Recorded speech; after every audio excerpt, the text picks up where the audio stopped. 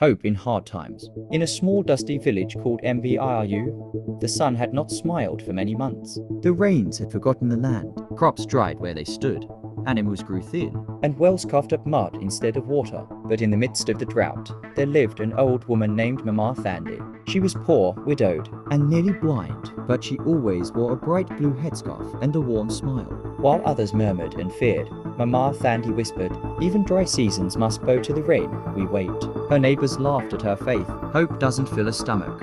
One man scoffed. "It doesn't make the sky cry," another muttered. But Mama Thandi didn't argue. Each morning, she placed a tiny empty bowl outside her hut. It was cracked and chipped, but she polished it clean and waited.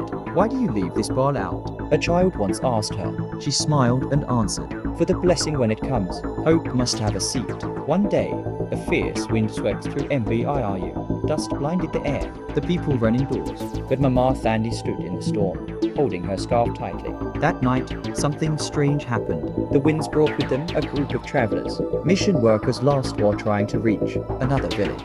They had trucks loaded with food, water, and medicine. They saw Mama Thandi's bowl shining in the moonlight and stopped at her hut. She offered them shelter and kindness. In return, they shared their supplies not only with her, but with the entire village. The next morning, for the first time in many months, the sky finally broke. Rain fell, soft and then strong. Children danced, elders wept, and the fields drank deeply. That same man who mocked Mama Thandi approached her. "You were right," he said, humbled. Hope did not just wait. It prepared. She nodded, her smile white beneath the falling rain. "Faith," she whispered, "is leaving a bowl out for a miracle. Even when the sky is empty, even in the darkest times, hope is not foolish." It is the quiet strength that prepares for the good to come.